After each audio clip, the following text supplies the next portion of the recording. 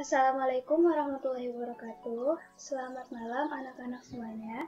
Hari ini Ibu akan menjelaskan terkait tentang bab kita pada minggu ini ya, yaitu tentang jaringan hewan.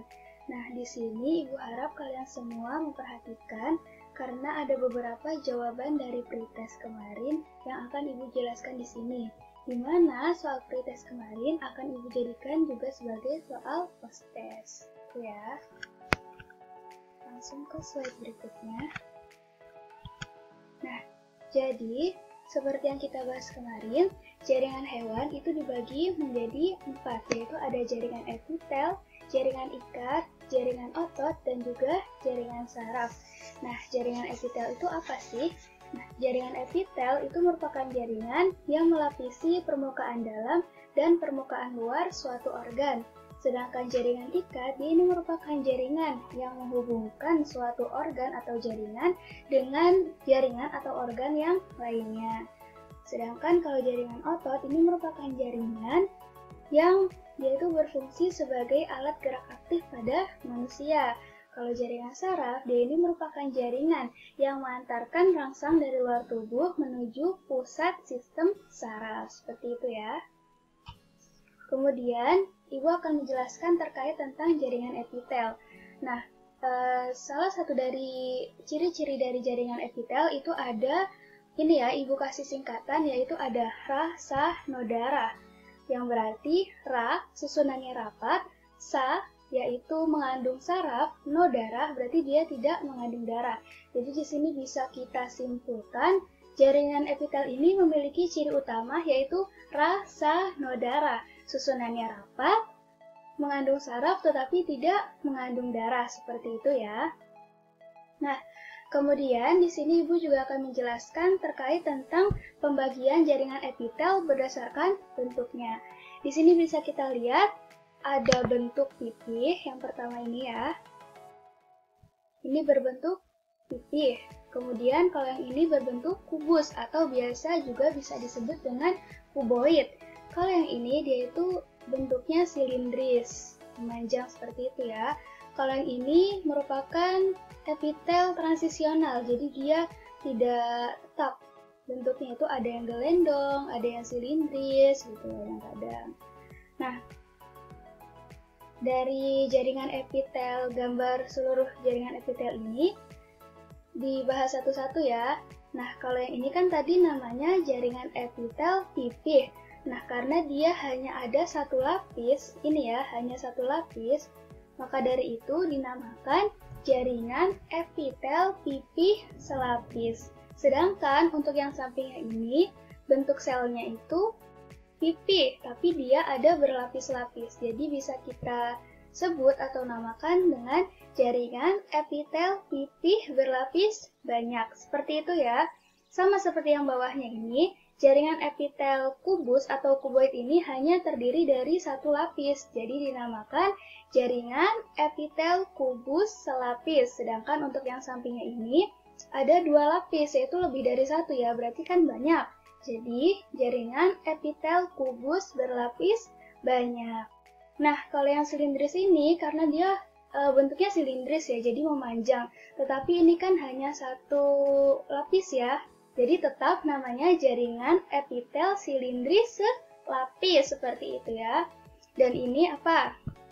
Jaringan epitel silindris berlapis banyak, karena dia seperti yang kubus di atas ya, ini ada dua lapis seperti itu. Kalau yang terakhir ini merupakan jaringan yang istimewa ya, dia nggak ada yang satu lapis atau nggak ada yang berlapis banyak, jadi dia merupakan jaringan transisional. Nah, kemudian kita masuk kepada fungsi dan juga letak dari jaringan epitel ini. Sebelumnya Ibu mau ngasih perumpamaan ya, seperti ini. Nah, ini kan merupakan, kalau kita lihat dari sini, ini kan merupakan jaringan epitel yang selapis ya, berarti kan dia tipis. Nah, sedangkan ini yang berlapis banyak, berarti dia agak tebal gitu ya.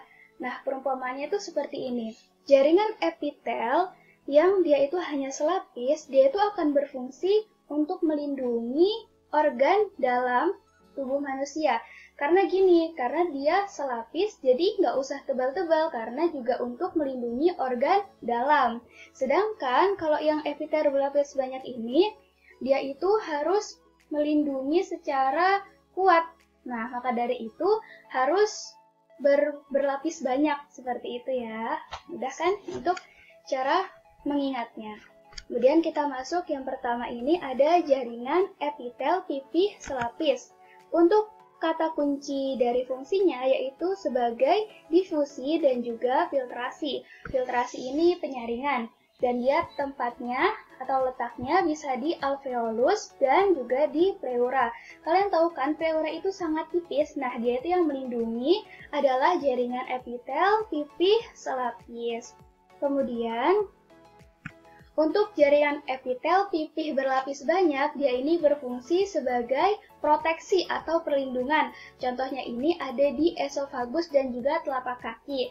Ya, seperti yang kita tahu, telapak kaki kita itu kan sangat tebal ya, dan itu terdiri dari jaringan epitel pipih berlapis banyak, ya kan? Tadi seperti yang Ibu bilang, kalau yang berlapis banyak, dia itu proteksinya sangat kuat. Nah, kita coba lihat ya, telapak kaki kita itu kan dia sangat kuat ya, sangat kuat untuk memproteksi dan melindungi organ di bawahnya, seperti itu. Kemudian untuk jaringan epitel kubus, di sini Ibu kasih kata kunci yaitu fungsinya sebagai pas. P itu merupakan proteksi, A itu merupakan absorpsi, dan S merupakan sekresi.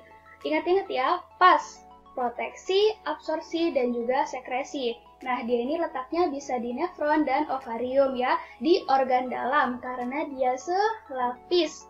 Kemudian, untuk yang jaringan epitel kubus berlapis banyak, dia itu berfungsi sebagai sekresi, yaitu kelenjar di testis.